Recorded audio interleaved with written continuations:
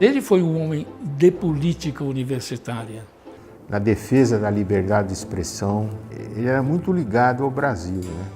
Dos primeiros que escreveu um livro didático, que é os Fundamentos da Farmacologia, autenticamente brasileiro e com a ótica de um pesquisador. É muito bem escrito. É muito bem escrito na sua simplicidade, na sua coerência e na sua visão de cientista que não complicava os fatos. Isso era uma coisa muito importante dentro de uma arrogância que existia, inclusive, na Universidade de São Paulo, que para ser cientista você tinha que falar muito difícil, entende? Isso foi uma época em que o cientista era uma pessoa difícil, mas ele não era assim. Didática era muito curioso, né? O Rocha Silva era das pessoas que tinha menos facilidade para dar uma aula que eu conhecia, né? Ele falava baixinho, escrevia uns garranchos no quadro, né? E apesar disso, a aula dele, para quem conseguia entender o que ele estava falando, era muito inteligente.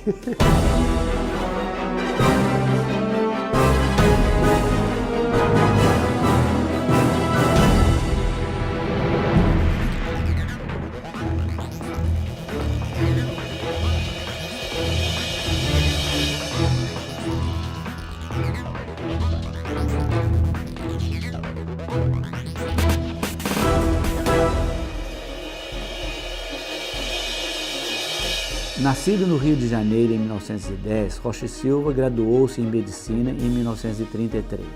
Quando se mudou para São Paulo a convite do microbiologista Otto Beer, passando a integrar o grupo do Instituto Biológico. O Instituto Biológico é conhecido sempre com essas duas palavras, mas na verdade ele se chama Instituto Biológico de Defesa Animal e Vegetal. Na época, o Brasil era um país fundamentalmente agropecuário, não tinha absolutamente indústria como nós atingimos hoje.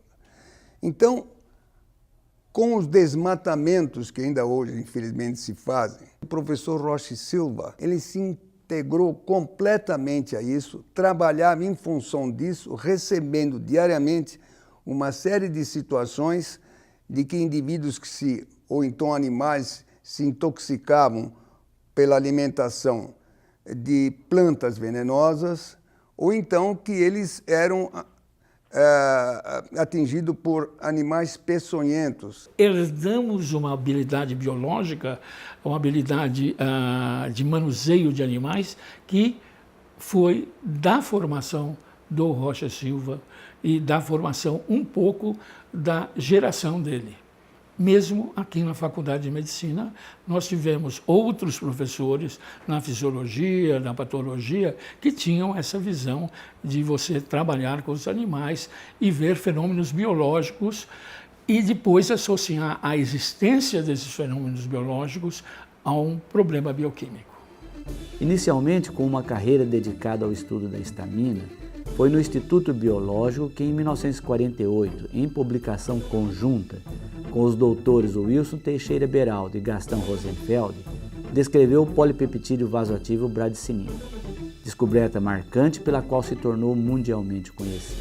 Num certo sentido, o começo da vida do Rocha Silva foi a tentativa de compreender o choque anafilático, a participação de histamina, a ativação do complemento, e isso foi sempre a parte imunológica do Rocha Silva, de que como ele entendia, vamos dizer, fenômenos plasmáticos ocorrendo e desencadeando fenômenos teciduais. Quer dizer, não fenômenos teciduais como inflamação desencadeando o resto ou desencadeando choque, não. É um pouco do inverso. O Departamento de Farmacologia foi instalado em março de 1955 com a vinda para a Faculdade de Medicina de Ribeirão Preto do professor Gerhard Werner, convidado pelo professor Lucien Lison, então catedrático do Departamento de Histologia. Já no ano seguinte foram contratados 2 novos docentes para atuarem como assistentes do professor Werner, os professores Armando Ramos e Alexandre Pinto Corrado. Em 1957, o professor Werner teve que deixar o Brasil, sendo substituído na cátedra de farmacologia pelo professor Maurício Oscar da Rocha e Silva. O professor Rocha e Silva fora convidado para vir a Ribeirão pelo professor Zeferino Vaz, que foi seu colega de trabalho no Instituto Biológico na década de 30, sob a orientação do professor Henrique da Rocha Lima, que era o diretor do Instituto Biológico. O professor Rocha Lima teve uma interferência acentuadíssima na vida do professor Rocha e Silva, e em várias ocasiões que o professor Rocha Silva falou dele ou descreveu, por exemplo, nos seus currículum vitae, no seu memorial, ele gastava parágrafos para dizer a importância que esse professor foi para ele. Várias vezes o professor Zeferino Vaz procurou transmitir a nós que estamos aqui em Ribeirão Preto a importância de fazer ciências básicas bem sólidas. Por isso que ele não só tinha convidado o professor Werner, que era austríaco, mas convidou professores belgas, professores franceses, professores argentinos, colocando-os em todos os departamentos básicos, na morfologia, na histologia, na fisiologia, na patologia e, finalmente, na farmacologia. A vinda do professor Rocha Silva a Ribeirão Preto foi motivo de mais ampla repercussão. Foi maior daqueles professores estrangeiros que tinham chegado, porque era o primeiro professor das ciências básicas que era considerado equivalente ou superior a outros que tinham sido convidados. Por formação, ele teve formação fora do Brasil, formação na Inglaterra, junto com os grandes farmacólogos da época, e mesmo no Instituto, onde em São Paulo trabalhou, ele era pessoa muito reconhecida. E como parte da ideia de Ribeirão Preto, ele foi convidado para vir para cá. Como vários cientistas foram convidados para vir para cá. Este prédio da Faculdade de Medicina, nas cadeiras básicas, tanto morfologia, bioquímica, fisiologia e na farmacologia, na parasitologia, na farmacologia, tinham, vamos dizer, talvez o melhor grupo de cientistas do Brasil, pelo menos de maior repercussão científica, se a gente pudesse dizer, se o mundo olhasse a Latinoamérica, eles iriam olhar para cá.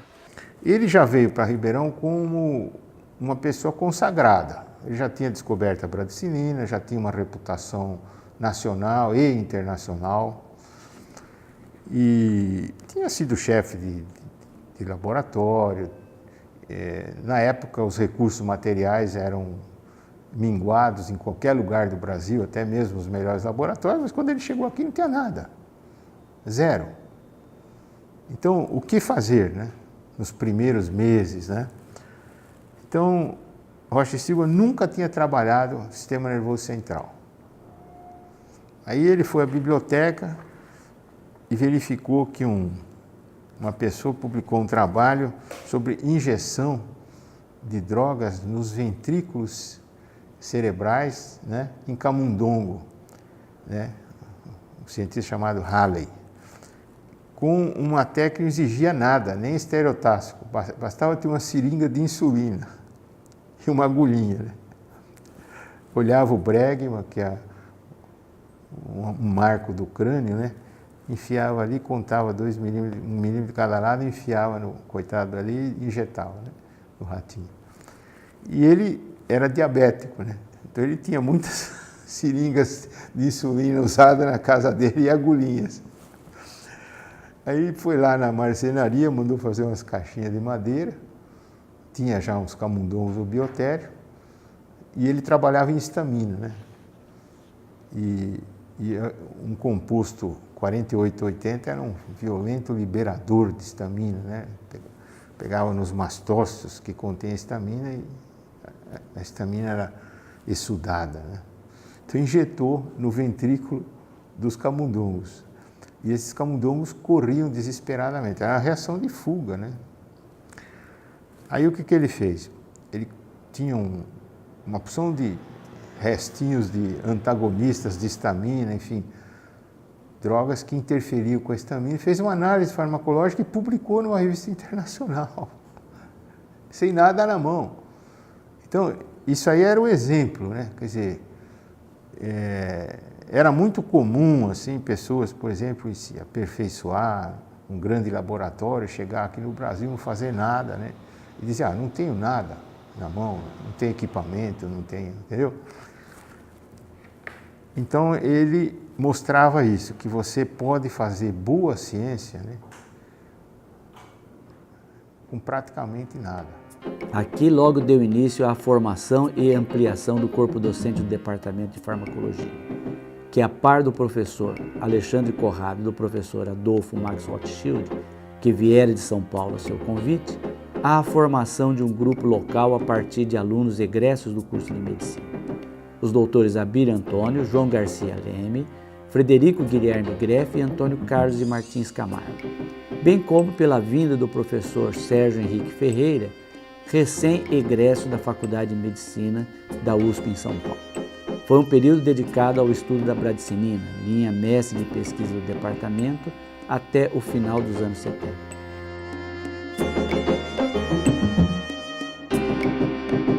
Trouxe para esse lugar várias pessoas que queriam trabalhar seriamente.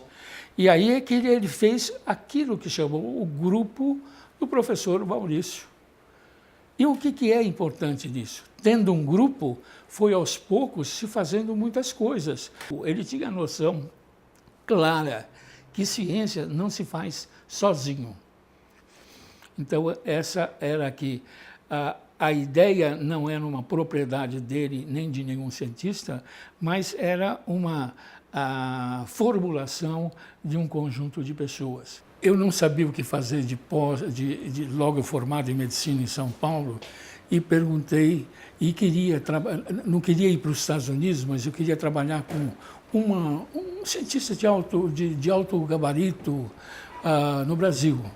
Eles falaram, olha, tem poucos, mas em Ribeirão Preto tem o professor Rocha Silva. Ele acabou há pouco tempo de descobrir a bradicinina, está no processo de purificação, mas ele está juntando algumas pessoas, não só que trabalham em bradicinina, mas que trabalham em inflamação. Eu falei, bom, essa é uma boa ideia. Quer dizer, e foi assim que eu vim parar em Ribeirão Preto. Saindo de São Paulo, vim para Ribeirão Preto e encontrei o professor Rocha Silva, que por coincidência era pai do Rocha Silva, filho, que era meu colega de turma na Faculdade de Medicina. O que aconteceu quando eu cheguei aqui, e é extremamente interessante, ele veio com um vidrinho, com um pozinho branco. E lá do fundo do corretor ele gritava, bradicinina, bradicinina, um vidrinho assim, você olhava o bradicinina e não enxergava nada. Eu cheguei, fazia uns 5, 6 dias que eu estava aqui, ele gritava bradicinina. Aí eu cheguei perto, era um pozinho branco, e ele falou, bradicinina sintética. Aí fomos todos nós, ele queria testar a bradicinina sintética. E, por elas e elas, cálculos, etc., a bradicinina sintética era muito mais fraquinha que a bradicinina original feita com veneno. Era uma fracote. Ele olhou assim depois e falou, produto natural é melhor do que sintético. Isso seria a última coisa que você esperaria o professor Maurício falar. Mas ele estava tão sentido que a coisa da sintética não era. E nesse momento foi que me deu a luz. Falei, pô, é que, como ele fazia, devia ter um potenciador da bradicinina.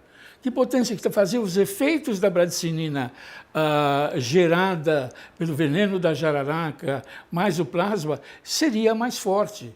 Quando a gente põe ela limpa, ela é mais fraca. E é aí que eu fui para potenciadores da bradicinina, onde foram criados, onde eu passei o resto da minha, vamos dizer, dos meus próximos 15, 20 anos, trabalhando para demonstrar que tinha um potenciador da bradicinina e que depois tornou ele sintético. E depois, nesse decorrer histórico, viu-se que a enzima que destruía a bradicinina era também uma coisa importante na hipertensão. Era uma coisa que convertia uma molécula que na circulação era fraca, chamava angiotensina 1, numa outra substância muito forte chamada angiotensina 2, que era simplesmente decorrente de quebrar um aminoácido terminal dela. E aí é que nós vimos que tinha uma semelhança nesse fenômeno com a destruição da bradicinina. Então, o fator de potenciação da bradicinina, que funcionava evitando quebrar da bradicinina, também evitava a formação da angiotensina. Isto foi uma ideia que começou a correr, vai caminhar no mundo, ela sai do laboratório, vai para os Estados Unidos, etc., e aí vai surgir possivelmente uma das substâncias que hoje é usada, talvez o antihipertensivo mais potente, mais usado no mundo, que é o captopril, o Capoten. Mas isso, vamos dizer, é para mostrar a história como anda. A história não é a história em ciência, em geral, não é uma história pensada. É uma história pensada ou refletida na medida que ela ocorre. A par de sua atividade acadêmica e científica, Rocha e Silva já se destacava em 1940 por sua participação na formação de uma política científica para o Brasil. Foi um dos fundadores da Sociedade Brasileira para o Progresso da Ciência, a SBPC, cuja primeira reunião ocorreu em Campinas em 1949. Ele queria ter sido físico e conhecia astronomia, estatística, escreveu livro de estatística, conhecia elementos de química e psicologia até, né? Chegou a escrever um livro de contos e era um pintor amador. Nesse processo da SBPC, o professor Rocha Silva foi muito importante em estimular a existência da FAPESP. A FAPESP vem depois da SBPC, estimulada por vários cientistas e mesmo políticos que entendiam a necessidade do investimento em ciência no estado de São Paulo. Ele foi um homem que tentou, por várias formas, fazer com que a ciência evoluísse não só no seu laboratório, mas evoluísse no seu conjunto. É daí que vai surgir, então, SBPC, FAPESP, etc.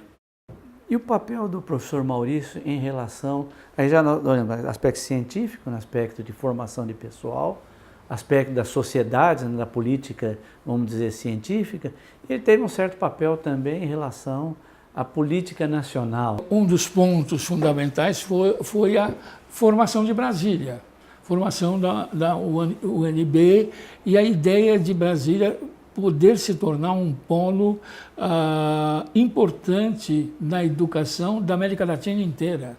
Ele via Brasília como um instrumento de educação, quer dizer, num determinado processo grande. Então, ele punha muita fé no desenvolvimento científico de Brasília. Tinha, muitas vezes, relações importantes com governos, nem sempre amigáveis. Era um crítico, né, muito firme, né, tanto no campo da ciência como também da política, né? No planejamento de novas instituições de ensino. Ele fundou o departamento de farmacologia da USP São Paulo, que não tinha farmacologia como departamento, né? Isso aí está ligado também a um incidente, né, histórico, mas muito revelador da mediocridade da Universidade Brasileira, né? Em que o Rocha e Silva tinha sido candidato a um concurso titular nesse departamento da USP São Paulo e foi reprovado. Ele foi reprovado em benefício de outra pessoa, que era uma pessoa muito boa, gente, né? Mas estava longe de ter a competência farmacológica do Rocha Silva. Isso foi muito bom para Ribeirão Preto, né? Mas a Universidade de São Paulo ficou sem farmacologia, acho que 20 anos. E um dos né, discípulos do Rocha Silva que foi fundar a farmacologia lá. Ele tinha uma raivinha no fundo do coração da Universidade de São Paulo. Tanto que quando ele saiu daqui e abriu o concurso para professor titular na Universidade de São Paulo, ele deu pulo e foi lá fazer. Só de preencher a paciência daqueles caras, entende? E ganhou, obviamente, o concurso, porque não podia deixar agora de ganhar. Mas foi uma espécie de ponto final na minha existência e eu vou encher esses caras até o fim. Em 1971, se iniciam os programas de pós-graduação da Faculdade de Medicina de Ribeirão Preto, sendo o professor Maurício Rocha Silva o primeiro presidente da comissão de pós-graduação. Esse curso de pós-graduação aqui, há indivíduos com 5 ou 6 pós-graduando, então aumentou enormemente a afluência e a publicação enormemente. Isso que o Rocha Silva conseguia fazer. Todos aqui na faculdade começaram a se interessar e começaram a procurar cada vez mais o departamento para trabalhar. Ele era muito exigente em termos de qualidade. Quer dizer, o artigo tinha que ir para as melhores revistas da época. Quer dizer, o fato de você ter pouca tecnologia não te impede de fazer uma interrogação que tenha relevância, porque essa relevância é dada pelo contexto teórico, né? Então o Rocha Silva era um indivíduo que tinha assim um conhecimento profundo do que é a verdadeira ciência. Uma defesa de tese, frequente acontecia, os examinadores levantavam e metiam o pau, pá, e depois dava 10. Isso acontecia. Foi daí que, conversando com ele, surgiu a ideia, não, vamos fazer o contrário. Vamos fazer, ele apresenta, os examinadores analisam, ele refaz a parte da tese e depois vai lá e eles têm o direito de falar a tese é boa ou mesmo durante o período pré-análise dizer essa tese é uma bomba. Isso foi a ideia de acabar com você falar mal e depois dar 10. Foi quando criou o modelo da Proforma. Da Proforma. A Proforma foi criada com o professor Maurício, num desenho nosso, etc., mas foi a ideia. E interessante é que existe em Ribeirão, mas não existe na USP em São Paulo. Não existe, ela não pegou. Ela não pegou porque ela dá muito trabalho. Ela é trabalhosa, ela envolve a escolha de professores que aceitam analisar a tese, e porque depois o menino ainda tem que rever a tese e, se não gostou, ele tem que refazer algumas coisas, o que torna muito mais eficiente a visão da tese como a primeira proposta científica do rapaz. Como é que o senhor vê a posição do Rocha Silva em relação à ciência, à farmacologia brasileira, a ciência brasileira? O professor Rocha Silva, espontaneamente, na minha opinião, porque ele se deleitava em ficar no laboratório, ele usava os horários do laboratório e não é com isso que ele ia querer aproveitar que outros indivíduos que faziam outro tipo de atividade, ele podia se considerar eventualmente muito superior. Ele dizia de que ele não encontrava com facilidade, indiretamente me respondeu, pessoal realmente integrado realmente trabalhando em tempo integral e sentindo-se satisfeito e feliz com isso. Quer dizer, o tempo integral não era para ele uma obrigação, era uma necessidade de realização. Todo domingo de manhã, ele sentava no seu escritório e você, se pudesse entrar, ou se entrasse e pedisse licença, você viria uma coisa. Ele não estava lendo ciência, ele estava lendo filosofia, ele estava escrevendo sobre filosofia, ele estava escrevendo sobre filosofia da ciência. Quer dizer, ele tinha uns momentos dentro da coisa que isso aqui é ciência, mas eu também repenso a filosofia. E tanto que ele tem um livro sobre, um ou dois livros sobre a filosofia de ciência e que são maravilhosamente bem escritos. Ele era um cientista criativo. Quer dizer, a formação do cientista é mais ou menos como se fazia nas corporações medievais, né? Você aprende a fazer ciência indo trabalhar com um mestre, né? Uma pessoa que faz ciência, né? E a transmissão, ela não é assim linear, né? Ele te dá uma receita escrita como se fosse um bolo, olha, se faz ciência assim, não é? Você aprende vendo como ele aborda as questões, como ele resolve problemas, como ele encara. Então, ele era um modelo muito interessante de cientista criativo, que pensava com a própria cabeça, que tinha ideias originais, que tinha confiança na sua intuição, né? Capaz de fazer coisas práticas, né, com isso. Mas, frequentemente, lendo um artigo científico, ele mostrava a pontinha importante do artigo científico, que podia ou seria mais tarde uma coisa muito importante.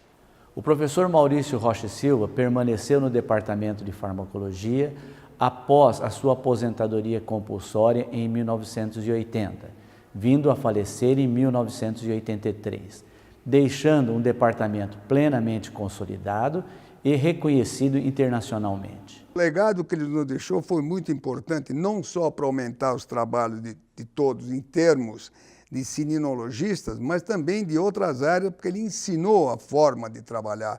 Ele não ensinava falando, ele ensinava fazendo. Existem duas vertentes na ciência que são muito diferentes. Você ter ideias originais, ver em uma coleção de dados coisas que as pessoas normalmente não veem.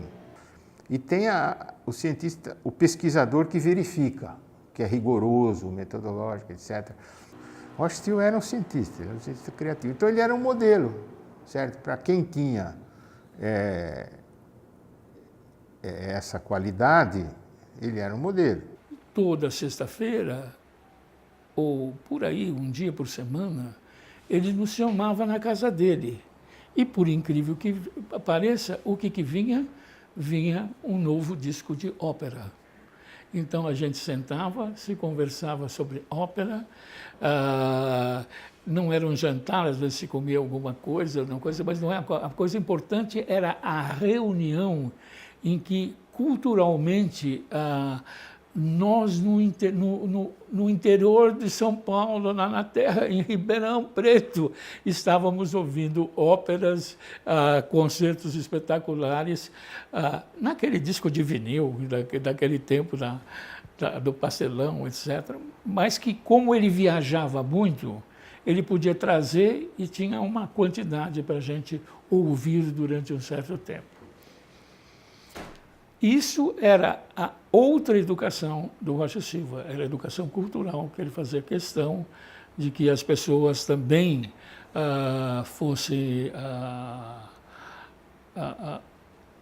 percebessem que a vida não era pura e simplesmente só pesquisa e só conversar de pesquisa. Hoje o Departamento de Farmacologia conta com 12 docentes atuando em áreas diferentes da pesquisa, como cardiovascular, neurofarmacologia, psicofarmacologia e inflamação e sepse. Conta também com um programa de pós-graduação reconhecido nacional e internacionalmente, com nível 7 no CAPES. Tem o aspecto que nós damos não só a farmacologia como farmacologia, mas a farmacologia como uma posição importante dentro do Brasil. Eu acho que dá para sentir a importância dele na formação do departamento e a visão científica do departamento. Tiveram vários outros professores que souberam ajudar a formação do departamento nessa visão de que Quando o Maurício faltou, ainda aqui continuou, o departamento continuou. Comecei minha carreira científica aqui, como aluno de iniciação científica, depois passei a fazer mestrado, doutorado e pós-doutorado no departamento de farmacologia. Minha linha de pesquisa, o foco principal dela é entender os mecanismos biológicos que estão por trás do desenvolvimento da dor. Um outro foco que a gente tem, um foco importante, é tentar caracterizar como é que alguns fármacos analgésicos, no caso, funcionam. Eu fui aluna dessa casa, eu tive o privilégio de poder retornar a essa casa agora como docente. O que o nosso laboratório tenta entender são as alterações que acontecem em vias de sinalização ou na resposta do vaso sanguíneo durante um processo hipertensivo. Nós temos estendido um pouco esse nosso interesse para outras patologias, como por exemplo o diabetes e mais recentemente a obesidade. Um dos nossos interesses de pesquisa mais recente está relacionado a uma modificação pós-translacional, que é a glicosilação com N-acetilglucosamina. As minhas pesquisas mesmo, elas têm um caráter interdisciplinar, onde nós procuramos fazer uma abordagem neuromorfológica, neuroanatomia funcional, dos substratos neurais que elaboram, que organizam o comportamento de defesa. E também temos estudado as bases neurais e psicofarmacológicas de processos antinociceptivos, como a analgesia induzida pelo medo, a analgesia induzida por substâncias doces e a analgesia ou antinocicepção pós-ictal. A minha pesquisa aqui foca principalmente em identificar os mecanismos da disfunção erétil no paciente com insuficiência cardíaca. Estamos em busca de quais os mecanismos que estão alterados nessa patologia que levam à disfunção erétil. Nós conseguimos aprovar um grande projeto junto à FAPESP, que é um projeto que é um edital CEPID, é um projeto por 11 anos que envolve pesquisa translacional, que é, primeiro, entender os mecanismos fisiopatológicos das doenças inflamatórias, né, tanto de origem autoimune, né, como exemplo na artrite reumatoide ou esclerose múltipla ou pênfico, como também doenças inflamatórias de origem infecciosas, como na leishmaniose, como também doenças metabólicas, como na aterosclerose. Estudamos isso em modelos experimentais, estudamos isso também em pacientes. O laboratório em que eu me inseri agora, me inserindo nesse grupo como chefe de laboratório, começou a estudar alguns sistemas que poderiam estar modulando a liberação do glutamato, no caso o sistema endocannabinoide. Então a gente começou a trabalhar com compostos da cannabis, né?